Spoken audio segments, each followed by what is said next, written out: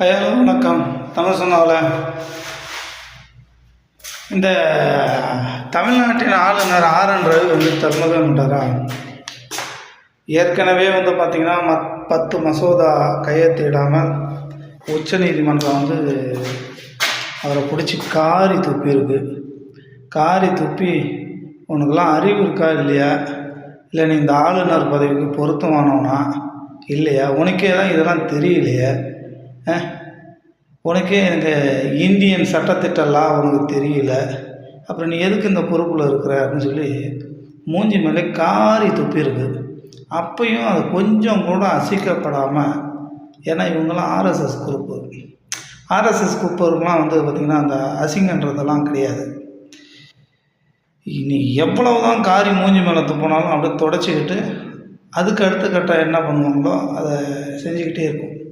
அதன் அடிப்படையில் தான் இந்த ஆர்.என். ரவி வந்து மூஞ்சில் காரி துப்பியும் அதை தொடச்சிட்டு கோயம்புத்தூரில் போய்ட்டு ஒரு காலேஜில் போயிட்டு, ஏன்னா வேந்தர் பதவியெல்லாம் பறிக்கப்பட்டது. இப்போ வந்து யூனிவர்சிட்டியின் வேந்தர் வந்து யாருன்னா முதலமைச்சர் தான். இப்போ வேந்தர் பதவிகள் கூட பறிக்கப்பட்டது.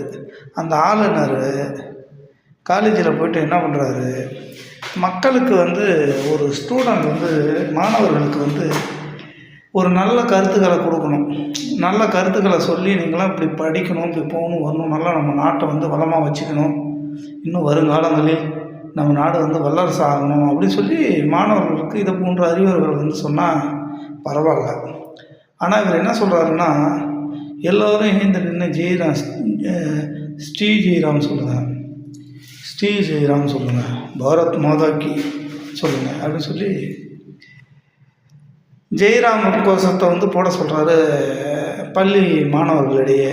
அவங்க என்ன பண்ணுவாங்க, நாடாரை விட, ஏன்னா இவங்களாம் வந்து பார்த்திங்கன்னா பிராமணர் அடிமை, இவனும் ஒரு பிராமணர் தான். இப்போ இவன் என்ன பண்ணுறான், நம்ம மக்கள் மட்டுமே பதிக்கணும், நம்ம சமூகம் மட்டுமே மேலே வந்து நிற்கணும், நம்ம சமூக மக்கள் மட்டும் படிக்கணும், மாணவர் மட்டும் படிக்கணும், இவனுங்கெல்லாம் படிக்கக்கூடாது, திரும்பவும் ஆடு மாடு மேய்க்க போகணும், ஏன்னா வயல்வெளிக்கு கூலி வேலைக்கு போகணுன்னு எதிர்பார்க்குறவன் இந்த ஆர்எஸ்எஸ் கும்பல். அதில் சேர்ந்தவன் இந்த ஆர்.என். ரவி. அவன் தான் என்ன சொல்கிறான், ஜெய் ஸ்ரீராம் போட சொல்கிறான். ஜெய் ஸ்ரீராம் போடுங்க, சொல்லுங்கன்னு வற்புறுத்துறான் இந்த மாணவர்களை, படிக்க போக மாணவர்களை. ஏன் ஆர்.என். ரவி, உனக்குலாம் அறிவே இருக்குதா? இன்னும் உங்கள் தமிழ்நாட்டில் தான் குப்பை விட்டுருக்கேன்.